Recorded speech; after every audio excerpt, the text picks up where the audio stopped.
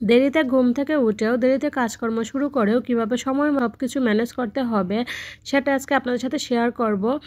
আসলে বর্তমান সময়ের সাথে তাল মিলিয়ে চলতে হলে hard work not smart work করতে হবে, তাহলে বর্তমান সময়ের সাথে তাল মিলিয়ে চলা সম্ভব। তো শুরু থেকে শেষ পর্যন্ত দেখেন, অবশ্যই জানতে পারবেন কিভাবে কি করতে হবে।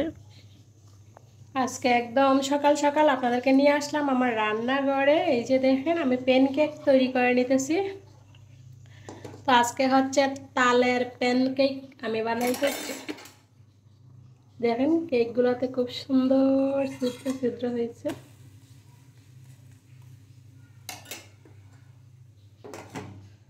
এই যে দেখেন এখানে ব্যাটারটা, তো যা যা দেওয়ার সব কিছুই দিছি। তো বেশি আর কি একটু তালের রস দিলাম, ভাবলাম তালের ফ্লেভারটা তো সবারই ভালো লাগে, তো সেজন্য তালের প্যানকেক তৈরি করে নিতেছি।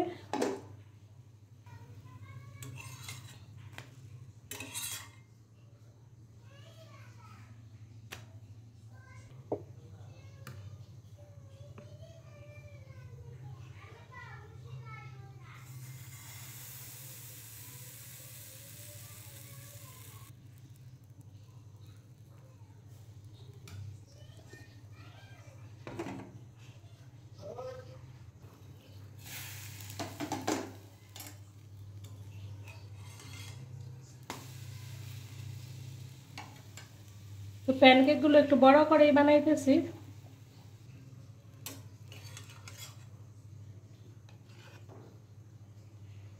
এইটা একটা দিয়ে দিলাম। আমি ওইদিকে রান্না বান্না করতেছি, আর এই যে দেখেন এইদিকের অবস্থা। ওর বাবু তো নাইট করে আসছে, তো নাইট করে আইসা ঘুমাইতেছে। আর এই যে ওদের দুই বোনের অবস্থা, জুতা তারপর খেলনা সব কিছু আইনা ফালাইছে। আর এই যে দেখেন এইখানে প্যানকেক খাইছে, কিছু খাইয়া ফালাইছে। এখানে যে বড়শি খেলনা এখানে রাখছে মাছ ধরবো। ওরা দুই বোনে এখানে কি করে, এই যে রিল্যাক্সে রিল্যাক্সে দোলনা খায়। মালিক আমাদের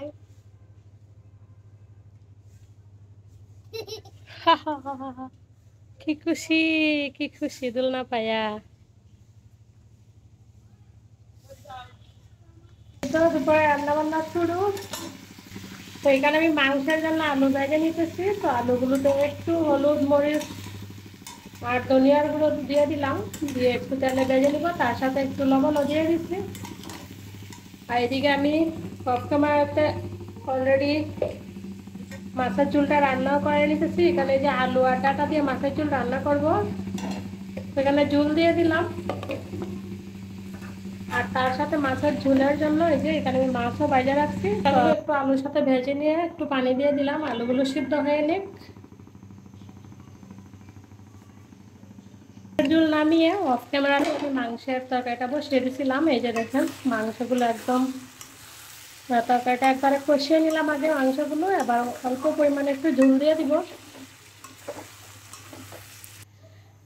মাংসের ঝোল দিয়ে দিলাম, এই তো ঝোল বেশি দেই নাই। এই যে, তো যেহেতু একটু কষা কষা রান্না করবো সেই জন্য বেশি ঝোল দিলাম না। তো এদিকে ঝোল ফুটুক, ঝোল ফুটতে ফুটতে আমি যাব বাথরুমে গিয়ে একটা বিছানার চাদর আছে সেটা একটু ধুয়ে নিব। ভিডিও শুরু করে দিলাম সকাল থেকেই, অথচ আপনাদের সাথে ইন্ট্রো নেওয়াই হইল না। Hello everyone, good afternoon. Afternoon বললাম এজন্যই কারণ আমার অলরেডি রান্না বান্না কমপ্লিট, আর দুপুর হয়ে গেছে, এখন বাজে দুপুর 2টা। এই তো দেখেন রান্নাবান্না লুক, আলু ডাটার দিয়ে মাছের ঝোল, আর তার সাথে যে মাংসের গিলা কলিজা মাথা পা এগুলো ছিল, এগুলো দিয়ে একটা কষা কষা একটু তরকারি করে নিলাম। আর তার সাথেই তো আমাদের গাছের লেবু, সৃষ্টির বাবু দেখলেনি গাছ থেকে লেবু ছিঁড়ে নিয়ে আসলো। তো এগুলো দিয়ে সবাই মিলে খাওয়া দাওয়া করে নিব। যাই হোক, ওয়েলকাম করছি আমার নতুন ফ্যামিলি ব্লগ ভিডিওতে। আশা রাখছি শুরু থেকে শেষ পর্যন্ত ধৈর্য সহকারে আমার সাথেই থাকবেন। তো এই তো ওরা খাওয়া দাওয়া করলে তারপর আমিও খাওয়া দাওয়া করে নিব। তো এবার খাওয়া দাওয়ার পরে চলে আসলাম ডাইনিং টেবিলটা একটু ক্লিন করার জন্য। তো তো ডাইনিং টেবিলটা ক্লিন করে তারপর একটু সময় রেস্ট নিব বলতে আমার প্রিয় আপুদের ভিডিওগুলো দেখব। তো আমি এরকমই করি, কাজের ফাঁকে ফাঁকে ভিডিওগুলো দেখি, আবার অনেক সময় দেখা যায় যে রান্নাবান্না করি ভিডিও দেখি। আর যখন আমার ভিডিওর একটু শ্যুট নেওয়ার মানে সময় হয় তখন আমার ভিডিও শ্যুট করি, আবার আপুদেরও ভিডিও দেখি, ভাইয়াদের ভিডিও দেখি, মানে ওইভাবেই আর কি সময় চলে যায়। আর এই যে দেখেন আমাদের অফিসের গাছের নারকেল, তো অফিসে যতগুলা গাছ ছিল সবগুলা গাছ থেকে নারকেলগুলা পাইরা নিছে, এমন মানে প্রত্যেকের বাসায় বাসায় একটা একটা করে নারকেল দিয়েছে। বাপ গেছিল বাজারে, আর এই যে দেখেন আসার আগেই 2 মেয়ে গিয়া দাঁড়ায় রয়েছে। পাইছে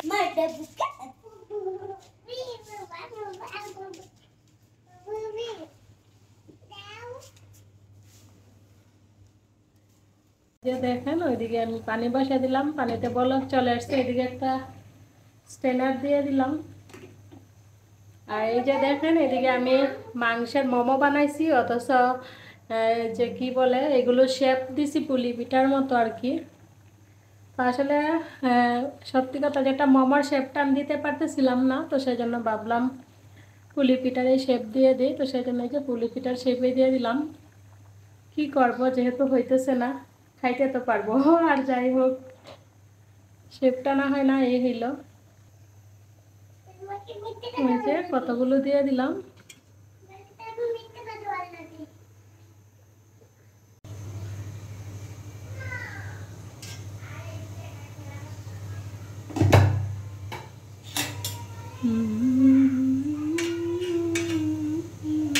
ওগুলো উল্টে দিলাম, আর একটু হোক। ফাইনালি আমার আঙ্গা ডাঙ্গা মোমো রেডি। আঙ্গা ডাঙ্গা বললাম এই জন্য, যেহেতু মোমোর শেপটা দিতে পারছি না, তো কি আর বলবো বলেন। তো ওদেরকে একটু সস দিয়ে দিই।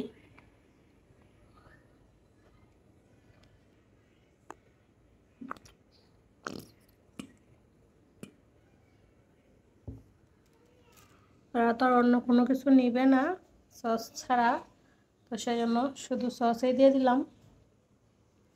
দেখি এবার ওরা খাক কি বলে।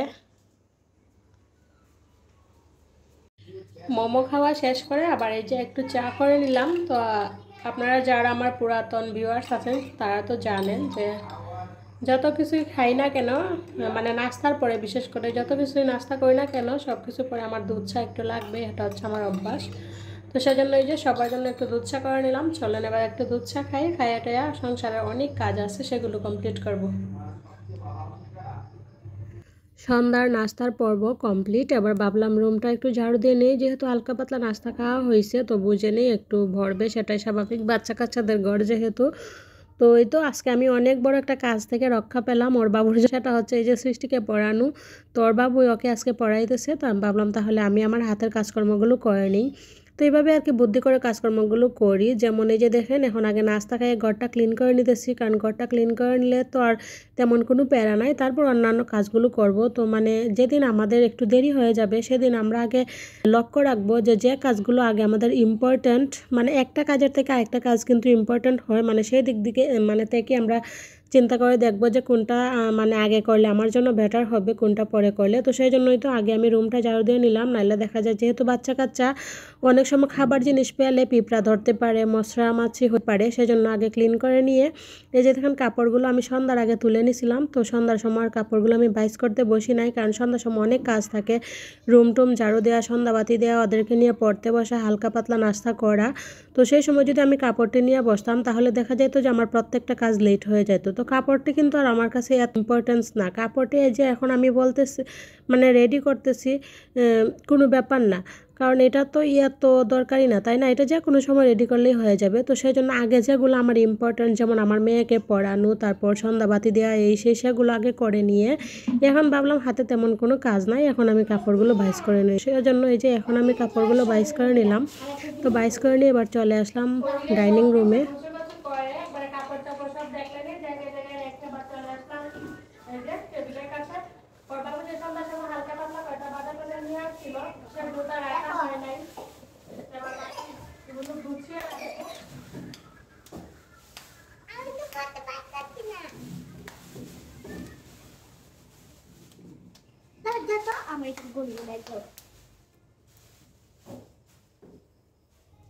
কাপড় টাপড়গুলো যেহেতু ঘরটা একটু দেখাচ্ছিল সেজন্য কাপড় গুছানো আগে একটু ইম্পর্টেন্ট ছিল সবজি গোছানোর চেয়ে, তো সেই জন্য আগে কাপড়গুলো গুছিয়ে এবার চলে আসলাম সবজি গোছানোর জন্য। সবজিগুলো গুছিয়ে টেবিলে রেখে দিব। তো বাতাসে যখন সবজি থেকে পানিগুলো শুকিয়ে যাবে তখন ফ্রিজে রাখবো, এর আগে রাখবো না, কারণ পানি সহ ফ্রিজে সবজি রাখলে সবজি তাড়াতাড়ি নষ্ট হয়ে যায়। এই তো এক প্যাকেট বিস্কিট নিয়ে আসছিল, তো আমরা সন্ধ্যার সময় চা দিয়ে খেলাম। তো আর এগুলো রয়ে গেছে, এগুলা বক্সে রেখে দিব।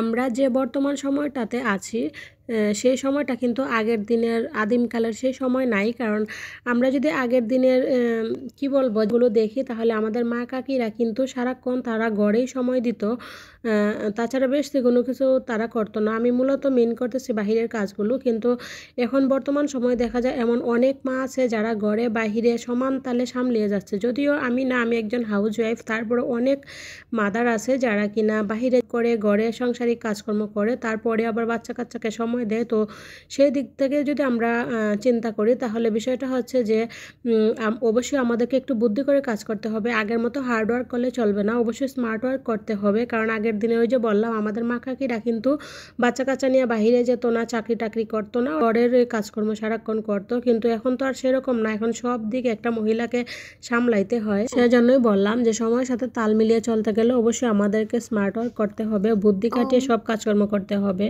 কারণ আমাদেরকে কিন্তু যদি আমরা জব করি না তারপরে কিন্তু অনেক কিছুর সাথে আমরা সম্পৃক্ত। যেমন মনে করেন সাংসারিক কাজকর্ম তো আছেই, বিশেষ করে বাচ্চা কাচ্চাকে সময় দেওয়া, স্কুলে নিয়ে যাওয়া নিয়ে আসা, তারপর হচ্ছে যেহেতু যাই হোক যেরকমই হোক ইউটিউবে ভিডিও দেওয়া, সব মিলিয়ে কিন্তু মোটামুটি ব্যস্ততার মধ্যে কিন্তু আমাদের সময়গুলো কাটছে, দিনগুলো কাটছে। তো সেই ব্যস্ততার মধ্যেও অনেক দিন মানে অনেক সময় হয়ে যায় যে একটু ঘুম থেকে উঠতে দেরি হয়ে যায় বা কাজকর্ম শুরু করতে দেরি হয়ে যায় যে কোনো কাজের জন্য। তো সেই জন্য আর কি আমরা যদি একটু বুদ্ধি কাটিয়ে কাজগুলো করে থাকি তাহলে দেখা যাবে যে সব কিছুই মানে সময়ের মধ্যে খুব সুন্দরভাবে হয়ে যাচ্ছে। তো আপনাদের সাথে কথা বলতে বলতে এই তো দেখলেনি অনেক কিছু গুছিয়ে নিলাম, মানে যেগুলো গ্রসারি আইটেম ছিল সবগুলো গুছিয়ে নিলাম, আর তার সাথে চিনিও নিয়ে আসছিল। তো চিনিটা আগে আমি অফ ক্যামেরা দিয়ে নিয়েছিলাম, কারণ যখন সন্ধ্যার সময় চা করছিলাম তখন চিনির প্রয়োজন পড়ছিল, তো এখান থেকে চিনি নিয়ে তারপর চাটা করছিলাম। তো যাই হোক দেখতে দেখতে ভিডিও শেষ পর্যায়ে চলে আসছি, এখান থেকে বিদায় নিয়ে নিব। ফিরে আসছি আগামীকাল নতুন আরও একটি ব্লগ ভিডিও নিয়ে। সেই পর্যন্ত আপনারা সবাই ভালো থাকবেন, সুস্থ থাকবেন, নিজেদের প্রতি খেয়াল রাখবেন, আর হ্যাঁ অবশ্যই আমিও আমার জন্য দোয়া আশীর্বাদ ভালোবাসা রাখবেন। আর তার সাথে অবশ্যই আমার ভিডিওগুলো একটু ধৈর্য সহকারে দেখবেন, হয়তো আশা রাখছি এভাবেই দেখতে দেখতে একদিন না একদিন আপনাদের মনে মণিকোঠায় জায়গা করে নিতে পারবো। আর যারা অলরেডি দেখে আমাকে সাপোর্ট করে যাচ্ছেন আপনাদের সবাইকে জানাই আমার অন্তরের অন্তঃস্থল থেকে অসংখ্য অসংখ্য ভালোবাসা। আজকের মতো এখানে গুড নাইট, বাই বাই।